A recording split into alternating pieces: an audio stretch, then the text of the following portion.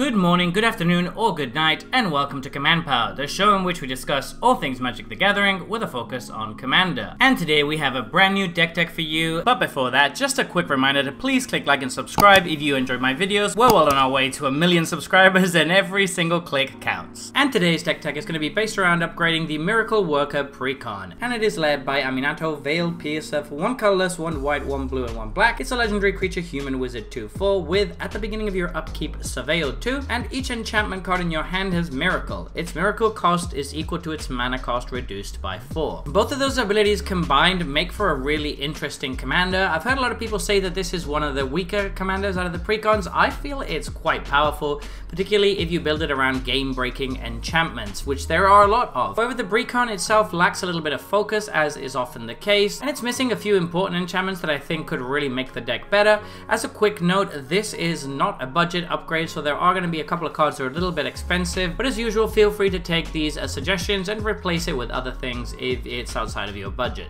And just as with our previous Precon upgrades, we're going to talk about the cards that we've removed first before moving on to the cards that we've added. So starting off with cards we've removed, we're taking out Cast Out. There's a pretty clear reason for that, and this because it's just not good enough in Commander. Having Flash is obviously quite nice, that's a decent ability, and the cycling is also decent in the deck, and it's almost enough to make me want to keep this in, but it's just so much downside and so much potential for blowout when somebody blows this up and they get their creature back, particularly if it's blown up by a board wipe, because then whatever was under this ends up being the only thing on the board. There's just too much downside to really compensate for the pluses that this card brings to the table. Next up on our list of cuts is Bottomless Pool Locker Room. This one isn't really that bad, it's fairly decent, but we're not a very aggro deck, so we can't really take too much advantage of Locker Room, and the Bottomless Pool pod doesn't really benefit from the discount that our commander can provide. I can see myself potentially not cutting this one because it is a decent card, but that being said, we've got better stuff that we want to add, so it had to go. Verge Ranges, on the other hand, was a fairly easy cut because this card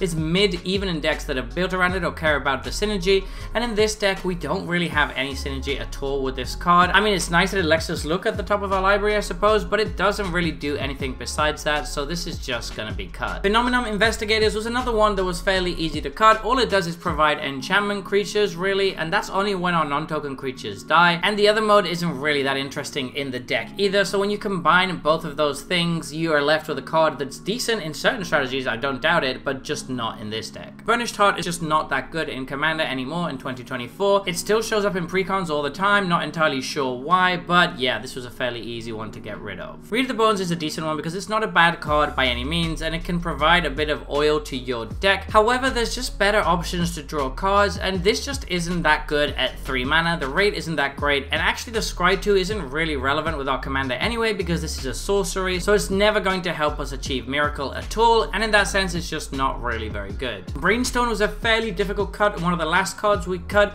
It does have synergy with what the deck is trying to do, that's very nice. It can both allow us to Miracle something on somebody else's turn and then put something to Miracle on our turn as well. However, I just think the rate isn't excellent. We have better cards that we can do this with, and 3 mana is quite a lot for this kind of effect, even if we can pay it in installments. Monologue Attack was another easy cut. This card has always underperformed when I've put it in Commander. It is nowhere near the power level of something like Smothering Tithe, which this is supposed to be a fixed version of, so yeah, I just don't like playing this card in general. It just doesn't do enough. Ancient Celespawn is another card that we've cut because it doesn't synergize that much with the deck. Yes, it can deal a lot of damage thanks to the discounts giving our enchantments, but we're not really a damage-based deck, and that can only be done once per turn, really, so it's unlikely to add up to much. Now, if we were playing a tribal deck with Demons, Horrors, or Nightmares, this would absolutely make the cut because it would provide a lot of consistent damage, but as it is, it's just not that solid. Finally, Mirror Maid was the last cut we made. It's a decent card, and it's nice to be able to double up on some good enchantments, but usually we don't really need to have multiples of any of our enchantments, or artifacts for that matter. It's a nice grease card as usual, but we've got better stuff that we want to put into the deck, so we had to find some space. Now we're moving on to the cards we've added, and we're starting off with Inquisitive Glimmer. This is a really solid card in this deck. We have a couple of room cards, and we have a lot of enchantments, so this is going to help our deck run very smoothly. Zur Eternal Schema is an amazing card in the deck. We have a lot of enchantment creatures to start off with, so that's nice that they all get a triple buff without us doing any special work. But then also we can instant speed protect all of our enchantments from interaction thanks to them gaining hexproof, and also it just gives us a nice win con and a way to push damage whilst also padding our life total. Entity Tracker is really solid in this deck. Being able to flash it in is very powerful. powerful, and it just allows us to draw multiple cards and really keeps our deck chugging along. Heliod, the Radiant Door, is incredible, and it combines very well with Entity Tracker as well.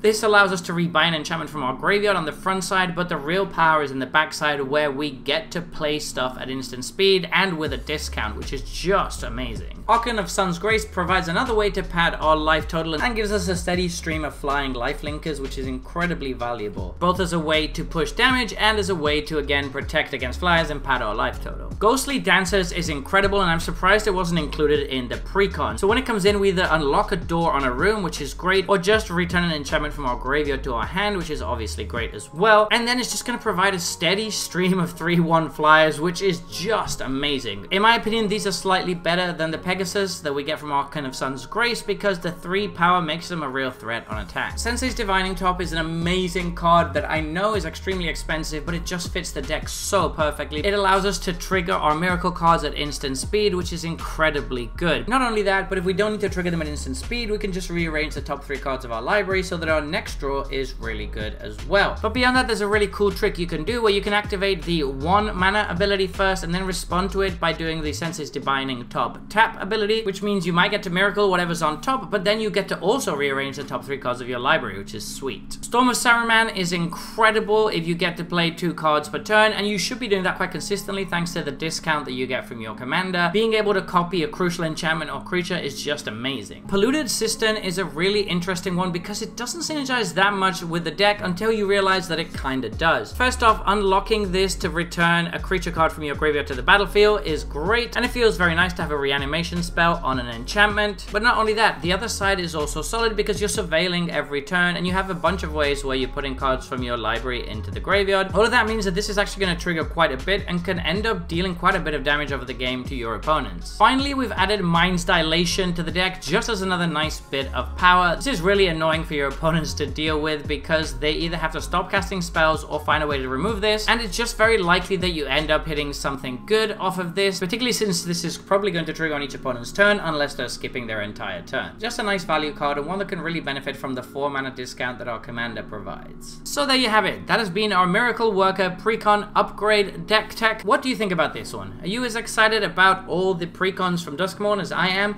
I love this set and the theme and all the different cards that have been spoiled so far, and I'm really looking forward to attending the pre-release tomorrow. But anyway, let me know if you think there's any cards I should have added or any things I shouldn't have removed. Let me know in the comment section below. I always make sure to read all of your comments. And if you enjoyed this video, don't forget to click like or subscribe. It really helps the channel. And until next time, take care.